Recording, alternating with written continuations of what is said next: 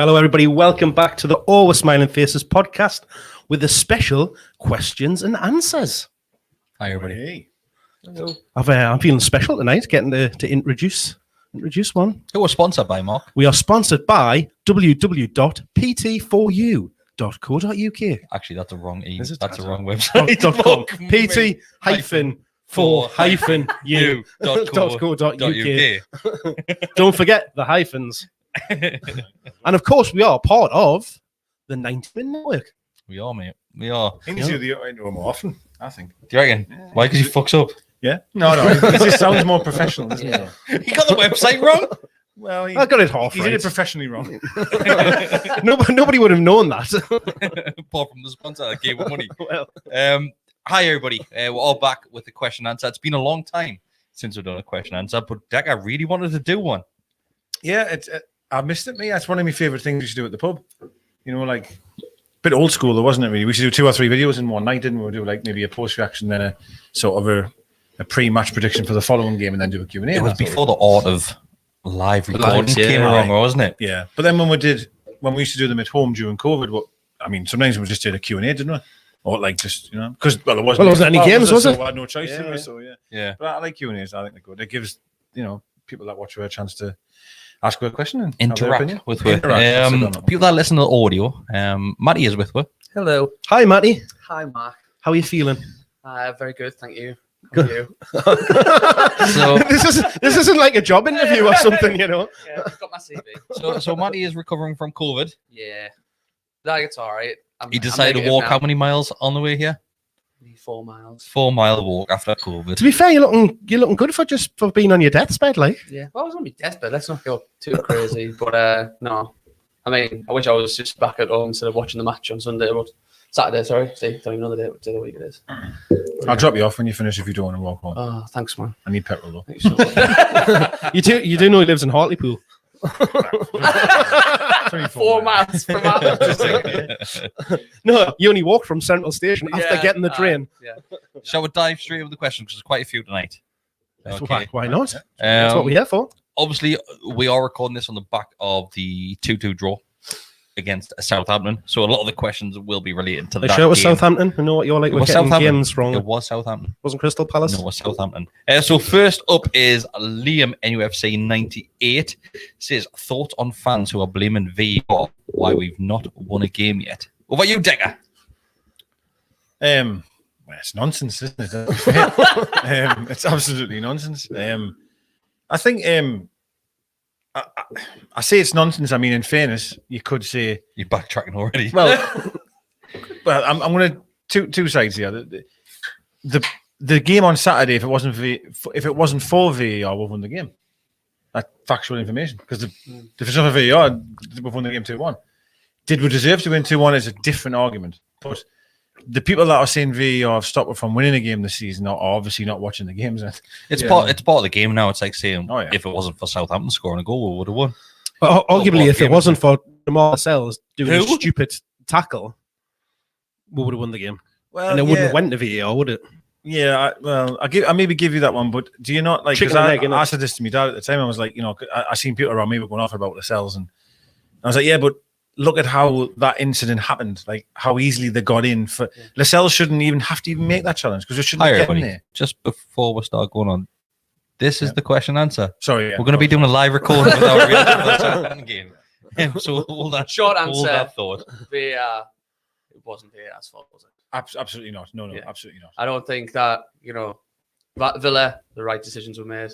Frustratingly, even when it comes to we get the penalty, we're not going to go and score another second one. I can't tell the future or anything, but I don't think we're going to get back into the game and get a point.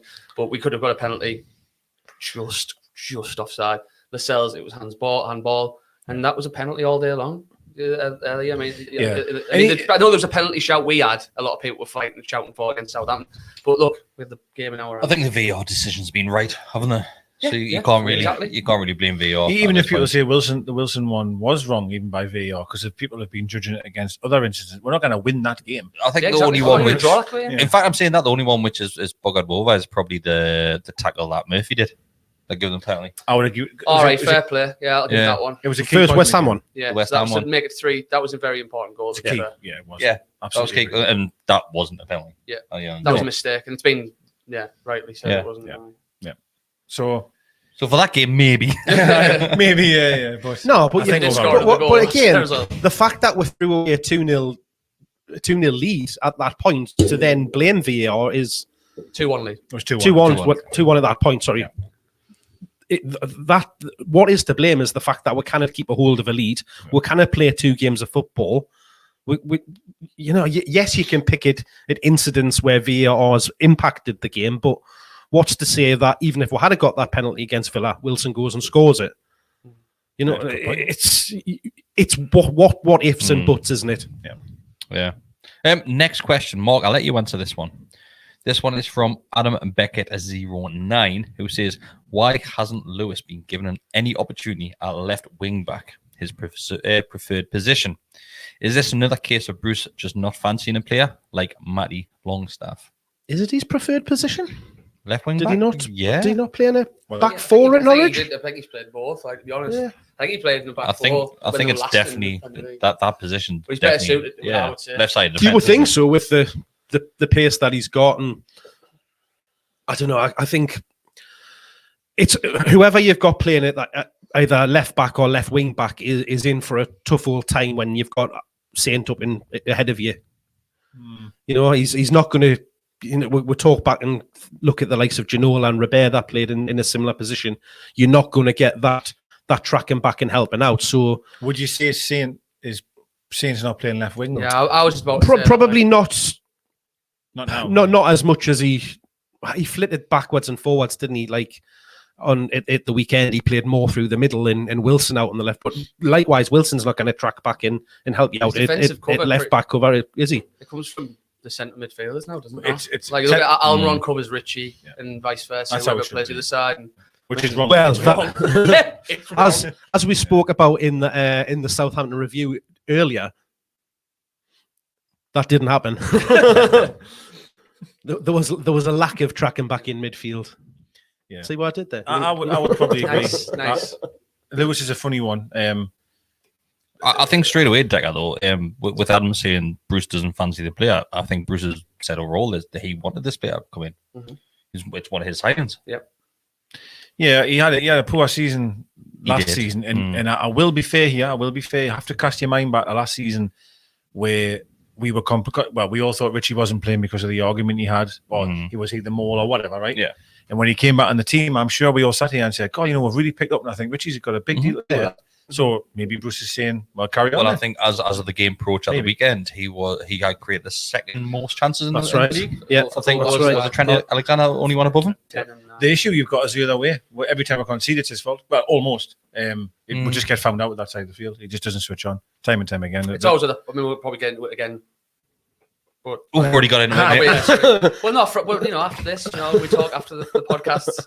But it's always when the ball goes across the pitch, isn't it? When it across the face of goal, it's Richie can't defend a back post. And that's what's my main problem with him. But On the back of this, obviously, because Matty Longstaff has been mentioned, and I'll stay with you, Matty. Matty. my name's it. Oh, Matty. I'm going to Matty Aberdeen as well. Longstaff I'm going to is Aberdeen this season. Is it Aberdeen? Aberdeen. He's gone to Aberdeen. Yes. Thoughts on that? Shocked that he's No. gone to the Scottish League? In fact, no, Newcastle have got a history of loaning players out to Dummett. Went to Scotland for a little while. Who was else? He went Which to is a that few defender? teams. Falkirk, Connor Newton went there. There's another one Dunfermline. not He so played. long ago. Was it Dunfermline? No, Livingston. Who? Livingston. He went. Who? No, Dunfermline. Jamie Sterry. Jamie Sterry. Did he not go to Scotland? Well, we did once loan half a the lot of them reserves did. to Rangers. Yeah. We didn't we? I remember that, yeah. 23s. Yeah. Obviously, But, Tavernier's up there as well. yeah. At Rangers. But not to answer your question, I'm not surprised at all. I did read something where apparently there was a few suitors in England, and there was like some decent teams were after him, but he's decided to go there. I know the standard's not great, but He's going to be guaranteed first team he football. started at the weekend. I can't remember what the score was in the end, but The he did start straight away. I've seen a few comments from Aberdeen fans, and they've said that why have Newcastle let this kid go out on loan when he can actually pass a ball? Yeah. He's got that determination. He runs about. He never really did anything terrible when he was here. I mean, there was some games where he didn't look great, but everyone didn't look the best when. I think we have to remember different leagues. Yeah, I think We'll that's have to remember that at the end the of the thing of day. him going up there is he's not the quickest on the pitch, is he? Or the most mobile, especially coming back after the injury, and then he had the whole issue with losing weight, which is apparently why he didn't get played a lot last season. So I think going up into the Scottish leagues, where it is a bit of a step down, isn't it? Definitely from the Premier League, probably bottom half of Championship level. You would think the majority of that league is. So I'd like to see less. But I mean, that's not slagging off Scottish football too much. I watch it quite a bit, but it's mostly always just Celtic and Rangers, and then they never really. There's only a few sides get good games out of them. But again, I just think Matty's went there to sort of ease himself back into that first team picture, regular football, competitive football. So if that's standard, it's what it takes, and fair play. Best of luck to him. I hope he does really well, because it has been a frustration. Do you see him in the future at Newcastle? I do when Bruce is gone. It depends on what happens first, isn't it? Really? When is that going to be? But do you not think he'll be a bit old by the time he's 35? Fair comment. I think I find the whole situation strange that obviously he had an opportunity to go to Udinese, arguably double his wage apparently. Then Bruce apparently persuaded him to stay and said, begged him, apparently. Yeah, his future is here. We'll do whatever he said to Matty. It hasn't happened, has it? And I cannot understand why. And then obviously they've said you can go on loan, but we want you to sign another year's extension first. And maybe that's just protecting your asset. I don't know, but probably we did that with Woodman, I think, if I remember right. I just find it really, really strange that it's an area of the field, right, where we lack legs, and to be honest with you, we lack bodies. And I think every fan's in the same understanding here. We're not expecting Matty to start games, absolutely right, but he can come off the bench and add something to the game. Yeah, absolutely right.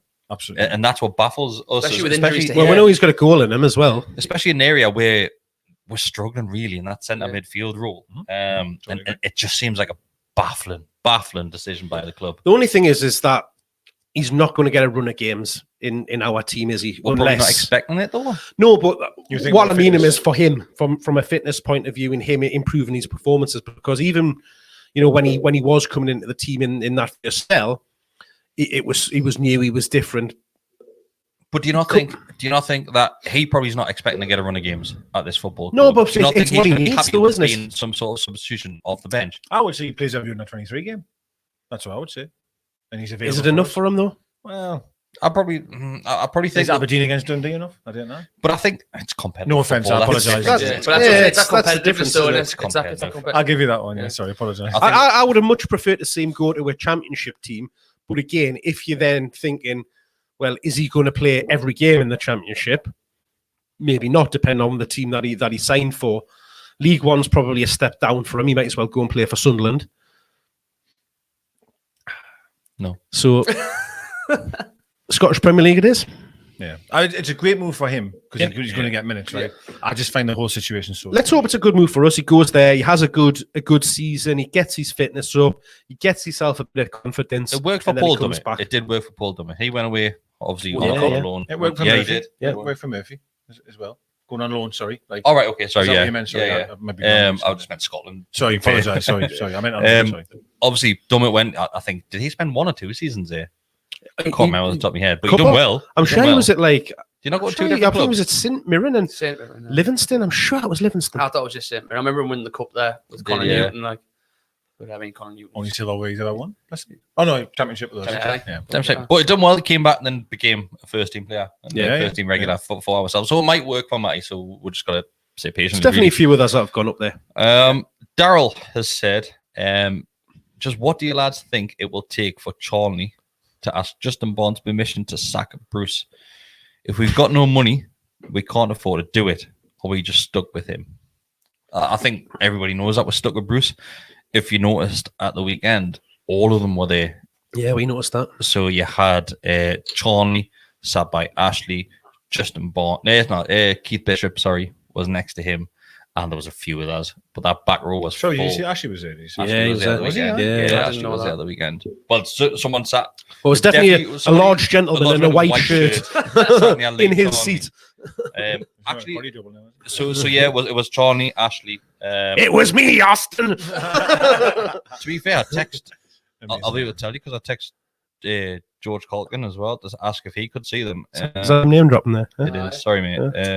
Is that a dick pic? Well, I spoke to George twice in person on Saturday.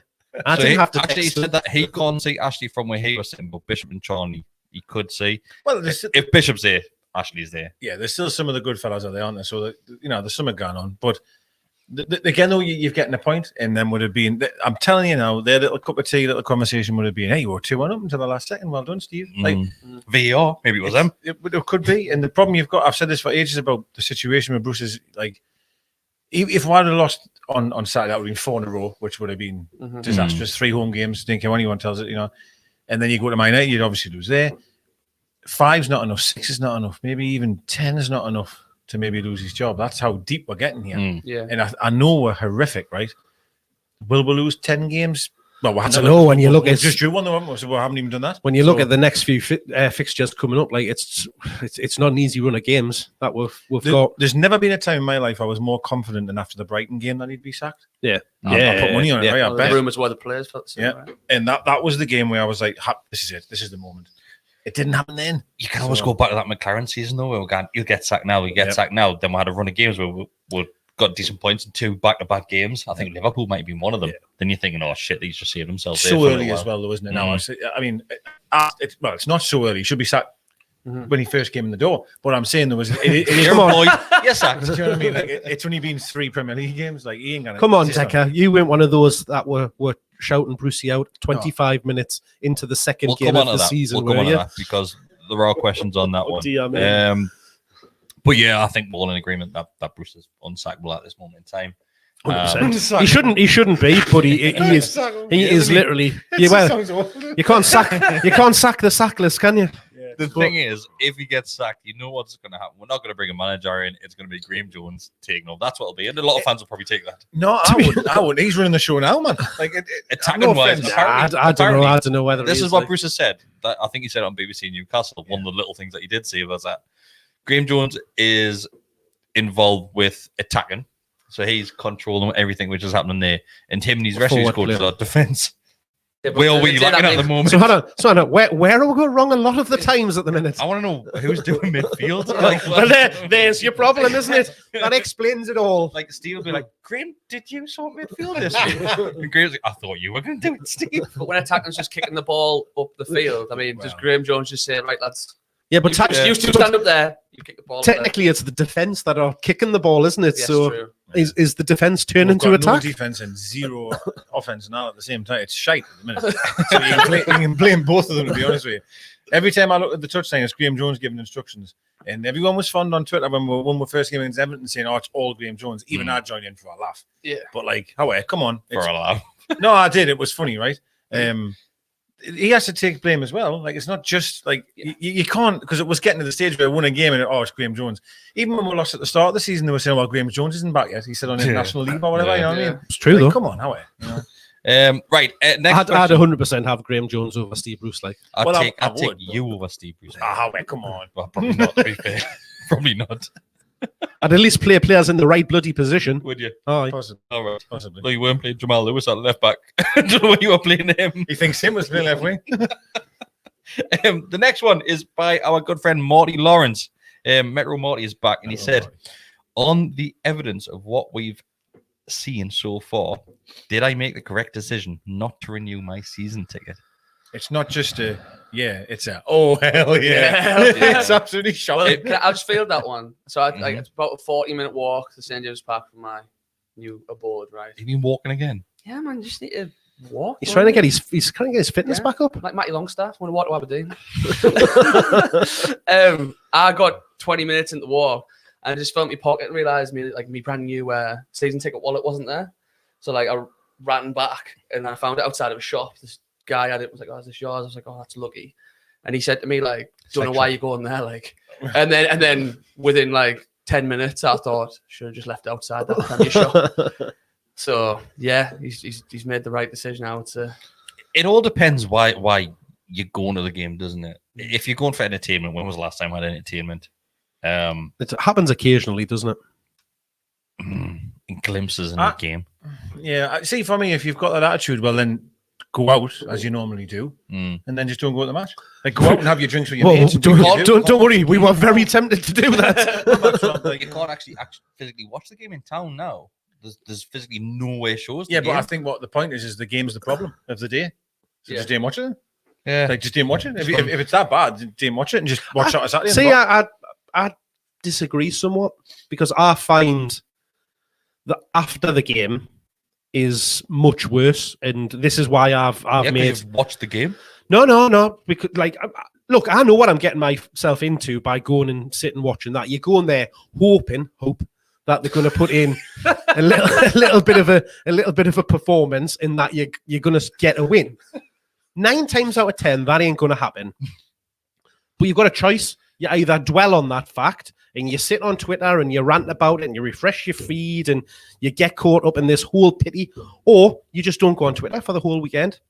That's what I chose to do, and it affected me in zero way. That I will say, I have to agree in the regard to when we used to lose. I mean, we go to Pardew days actually.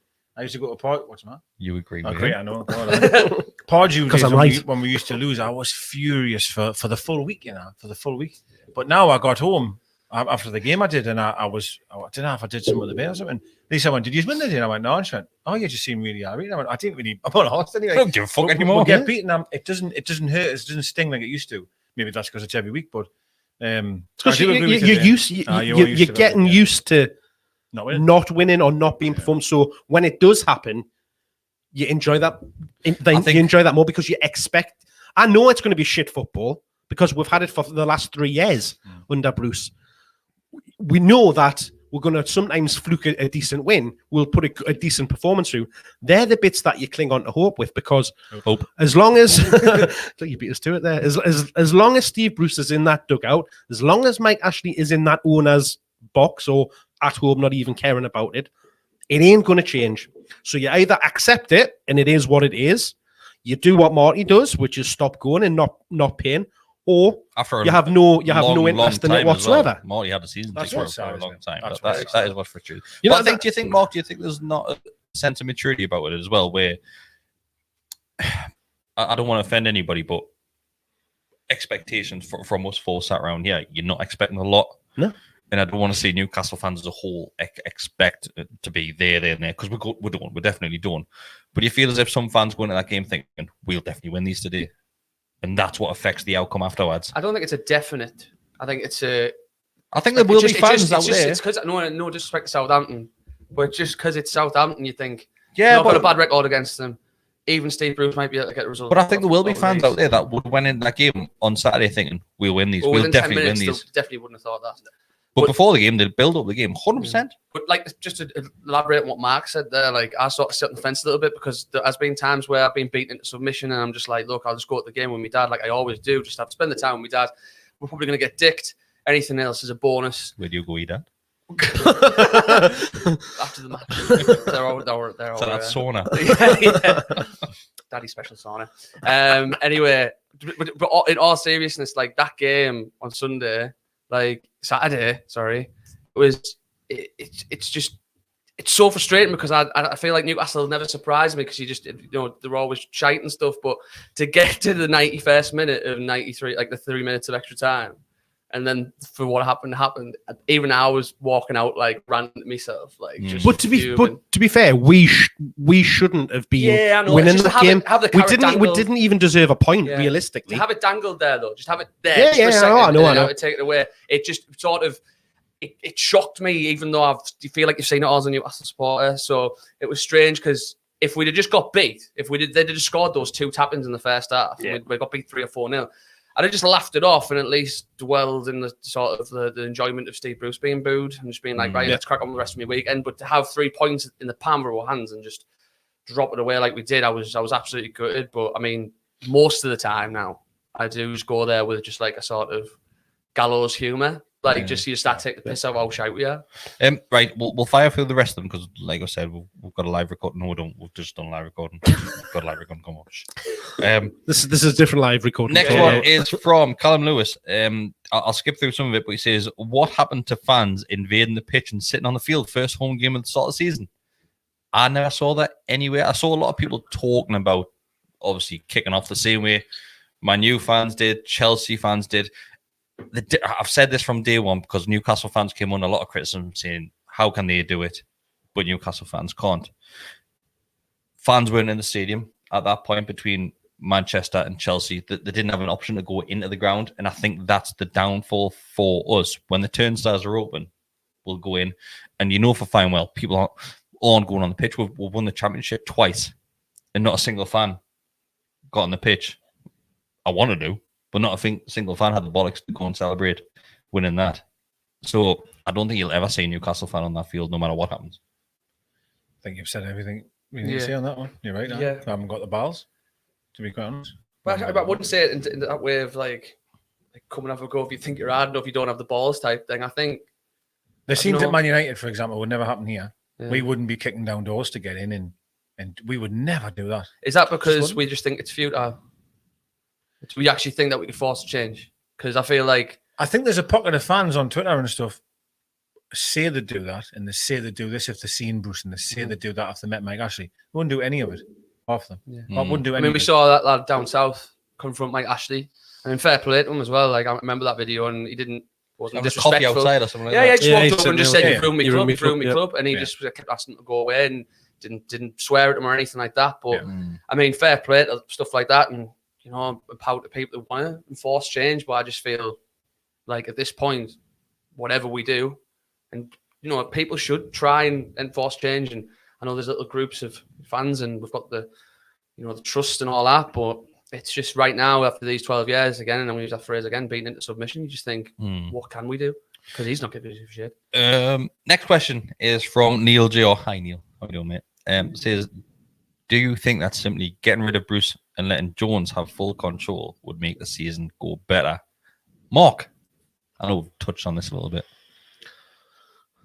Could he do a worse job? I don't think so. Could he do a better job? He could achieve what he does. I think he would probably play more attractive football, more attacking football, which would then make it more enjoyable. So from a fan's point of view, he probably could do a better job. Whether that translates to points and positions on the table, I'm not quite sure. Decker? I would rather have him in charge. Yes, I would, because I'll be honest. I do like what I see of him. To be fair, not that there's much of it, but like, and he was announced as like a new signing for the club. I know it's going to sound ridiculous here because it's such a small sample size, but like on Wednesday night, I went there. I apologise for people listening to audio. Mark is just trying to lift Decker's mic and knock it out of the stand. I was just trying to pop it up a little bit. Just don't touch anything ever again. So, yes, quite a stupid one this, but on Wednesday night I went with the Bain, and that was my first game of the season. And she said, "Oh, come and go to the front." So I went right at the front. And when you watch them warm up, back in the olden days, she would always jump around or something. No, like that. Now Ashley was sat there with the whole top in. And Jones took the entire session, the whole session. And it honestly, I swear, the respect it seemed that he had on the players, like he was having a word with Crafty, he pulled Longstaff over and they were like listening to him and stuff and blah, blah, blah. Look at the penalty shootout. I mean, we still lost the game, but then you look at the penalty shootout. Obviously, he's giving out the orders at the penalty shootout. I like what I see in here from him. Is he good enough to be a manager? Well, we don't know, right? We don't know. But I keep coming back to this. Gareth Southgate did ask him to come and be part of the coaching staff, and that's a huge thing that I think. It's a big endorsement. It really is. The thing is, with him taking the likes of the training sessions, the warm up before the game, that doesn't bother us that much because Rafa never did that either. Oh no, I get. He would have been in the middle of a penalty shootout talk. He would have. He would have been there. Yes, 100%. He would have been there. And I do give you the other thing. There was a few telling photographs that we've seen over the last couple of weeks where both Steve Bruce and Jamal Lascelles are nowhere to be seen when it comes to the likes of that penalty shootout. In particular, Lascelles isn't even in the circle. Lascelles is like stepping away from it. Like, you think as a captain of that football club, you're massively involved in that. And we saw it. I hate to go back to it, but you look at the shootout at England, where in the final, the Euros there, there's some sort of, what's a word? There's a bond between everybody from the top to the bottom in that squad. And you're not seeing it in this team. Nowhere near that.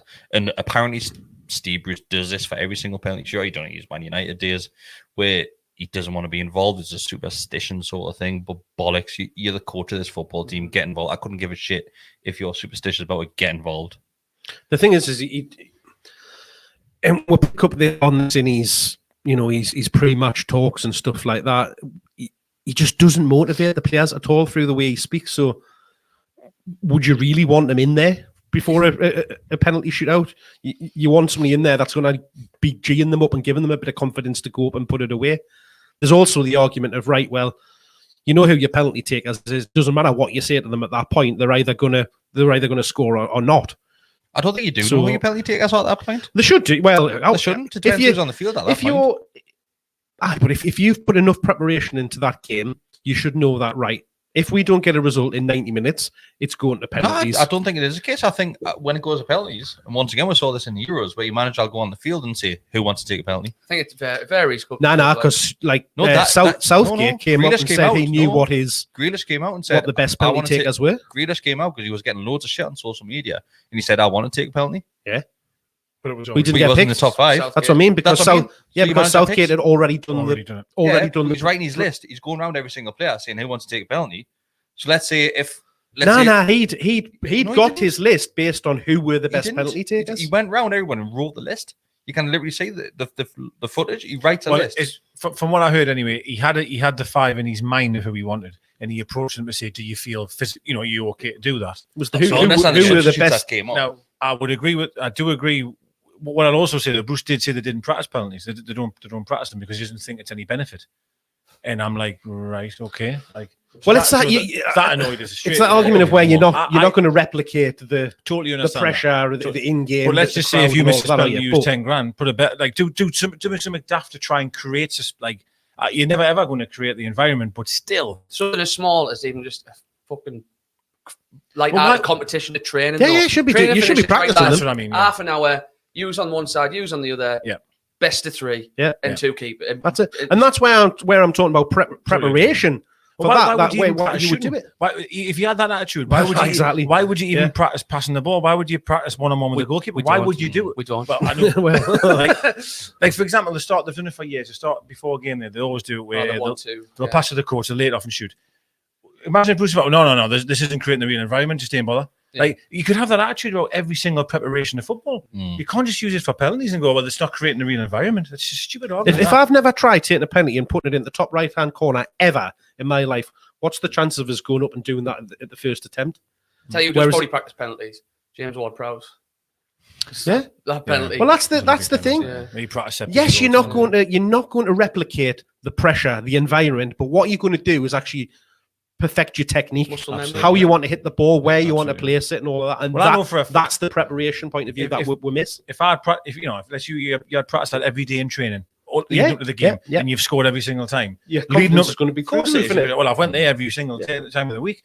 Whereas if you haven't practiced them and you're putting the ball in, I haven't took one of these in years. Yeah. Oh, where shall I put it? When's the last time? I'm going to put it left. I'm going to put it right. Probably when he's back in America. Do you know what I mean? Like, I don't know. I can't answer the question. I'm just saying though, like there's a long period of time probably before he took a penalty. The last time he took one, so it's just shit preparation. But that's what we are. Everything about the club is shit preparation. Everything is. It's just bollocks. And you can go on about Bruce not being in the middle of a centre circle or middle of a team talk. Just look at the way he sets the team up to even play, even start a game. His tactics, they're all bullshit. Everything's bullshit that he does.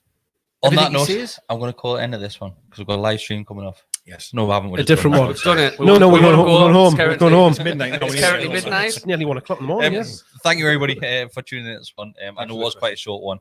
Hopefully, there will be more question answers coming, but we have been a little bit rushed because the internet in the studio is fucked. But yeah, is that the first swear word? No. I've been swearing loads. Oh, have you? Oh, glad me mum doesn't watch this. But yeah, thanks very much. Thanks to www.pt-4-u.co.uk for sponsoring the podcast. Love you.